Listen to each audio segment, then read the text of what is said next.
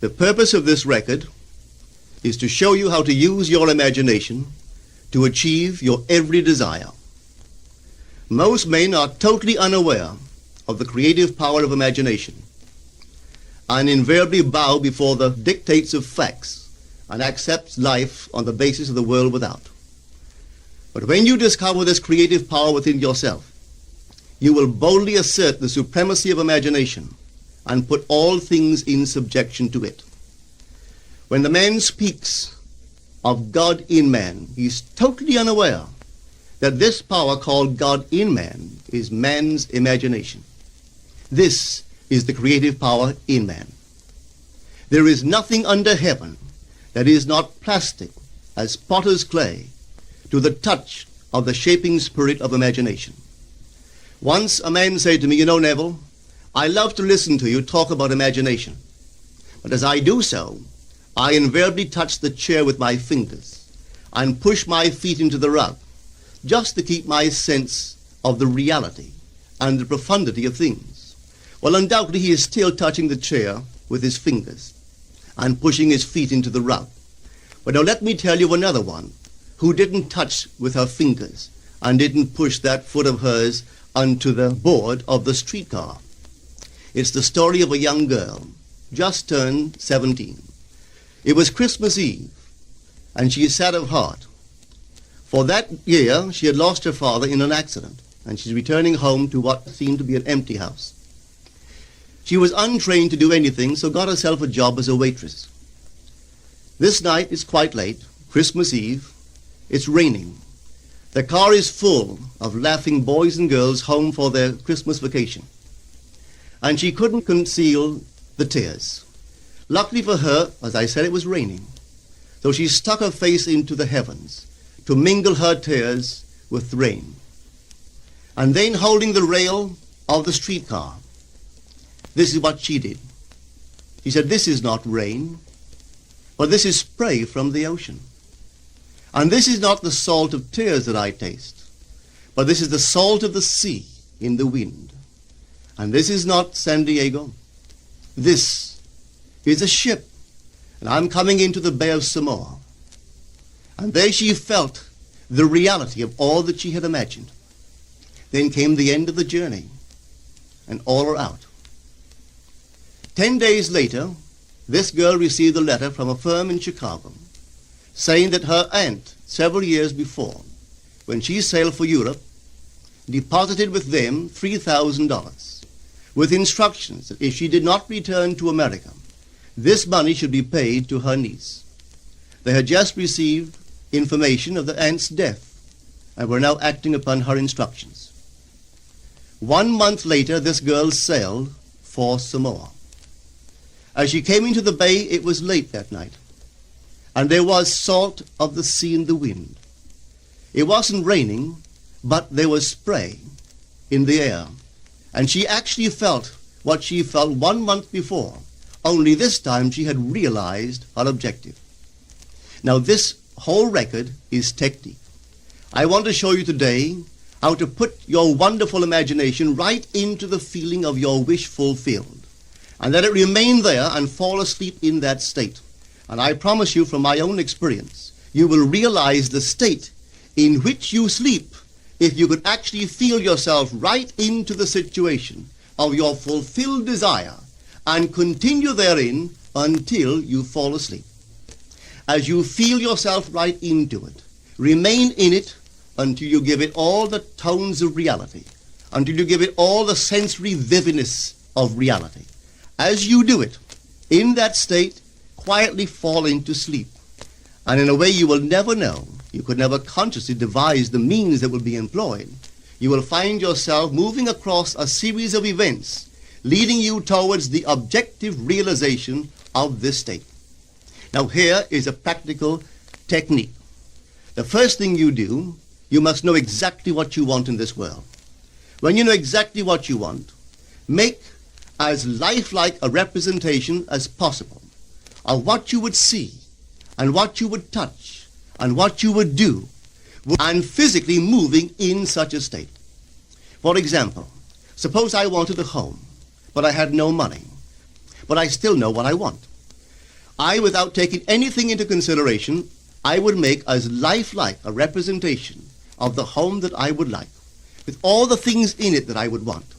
And then, this night, as I would go to bed, I would, in a state, a drowsy, sleepy state, the state that borders upon sleep, I would imagine that I am actually in such a house, that were I to step off the bed, I would step upon the floor of that house. Were I to leave this room, I would enter the room that is adjacent to my imagined room in that house. And while I am touching the furniture and feeling it to be solidly real, and while I am moving from one room to the other in my imaginary house, I would go sound asleep in that state. And I know that in a way I could not consciously devise, I would realize my house. I have seen it work time and time again. If I wanted promotion in my business, I would ask myself what additional responsibilities would be mine were I to be given this great promotion. What would I do? What would I say? What would I see? How would I act? And then in my imagination, I would begin to see and touch and do and act as I would outwardly see and touch and act were I in that position. If I now desired the mate of my life, were I now in search of some wonderful girl or some wonderful man, what would I actually find myself doing that would imply that I have found my state? For instance, suppose now I was a lady. One thing I would definitely do, I would wear a wedding ring. I would take my imaginary hands, and I would feel the ring that I would imagine to be there.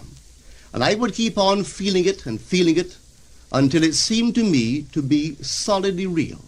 I would give it all the sensory vividness I am capable of giving anything.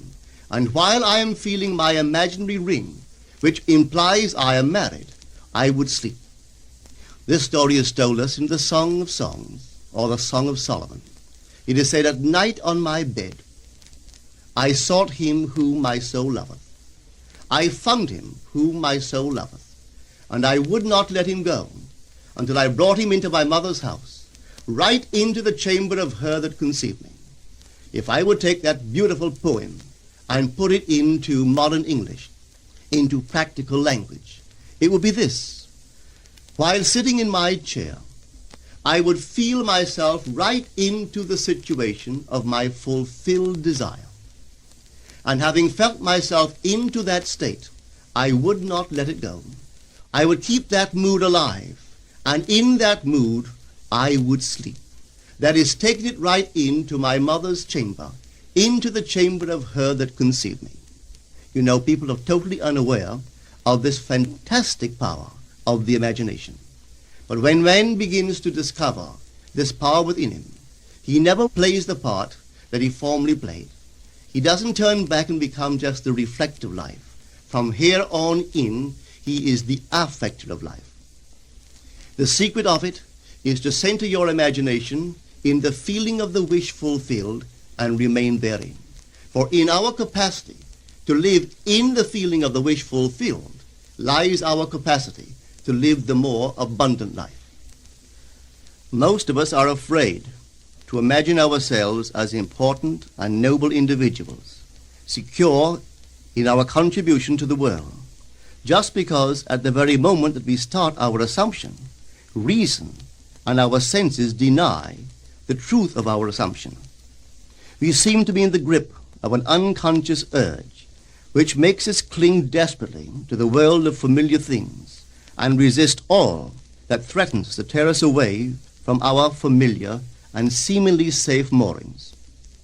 But I appeal to you to try it. If you try it, you will discover this great wisdom of the ancients, for they told it to us in their own strange, wonderful, symbolical form. But unfortunately, you and I misinterpreted their stories and took it for history when they intended it as instruction to simply achieve our every objective. You see, imagination puts us inwardly in touch with a world of states. These states are existent, they are present now, but they are mere possibilities while we think of them. But they become overpoweringly real when we think from them and dwell in them. You know, there's a wide difference between thinking of what you want in this world and thinking from what you want.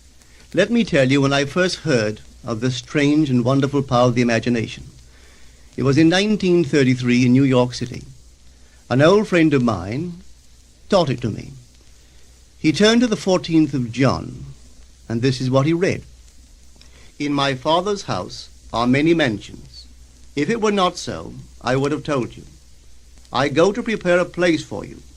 And if I go and prepare a place for you, I will come again and receive you unto myself, that where I am, there ye may be also. He explained to me that this central character of the Gospels was human imagination, that mansion was not a place in some heavenly house, but simply my desire. If I would make a living representation of the state desired, and then enter that state and abide in that state, I would realize it. At the time, I wanted to make a trip to the island of Barbados in the West Indies, but I had no money. He explained to me that if I would that night, as I slept in New York City, assume that I was sleeping in my earthly father's house in Barbados, and go sound asleep in that state, that I would realize my trip. Well, I took him at his word and tried it. For 1 month, night after night, as I fell asleep, I assumed I was sleeping in my father's home in Barbados. At the end of my month, an invitation from my family came, inviting me to spend the winter in Barbados. I sailed for Barbados the early part of December of that year. From then on, I knew I had found this Savior in myself. The old man told me that it would never fail. Even after it happened, I could hardly believe that it would not have happened anyway. That's how strange this whole thing is. On reflection, it happens so naturally. You begin to feel or to tell yourself, well, it would have happened anyway. And you quickly recover from this wonderful experience of yours. It never failed me if I would give the mood, the imagined mood, sensory vividness. I could tell you unnumbered case histories to show you how it works. But in essence, it's simple. You simply know what you want. When you know what you want, you're thinking of it. That is not enough. You must now begin to think from it. Well, how could I think from it? I am sitting here, and I desire to be elsewhere. How could I, while sitting here physically, put myself in imagination at a point in space removed from this room and make that real to me? Quite easily. My imagination puts me in touch inwardly with that state. I imagine that I am actually where I desire to be. Now, can I tell that I am there? There is only one way to prove that I am there. For what a man sees when he describes his world is as he describes it relative to himself. So what the world looks like depends entirely upon where I stand when I make my observation. So if, as I describe my world, it is related to that point in space I imagine that I am occupying, then I must be there. I am not there physically, no, but I am there in my imagination, and my imagination is my real self. And where I go in imagination and make it real, there I shall go in the flesh also. When in that state I fall asleep, it is done. I have never seen it fail. So this is the simple technique on how to use your imagination to realize your every objective.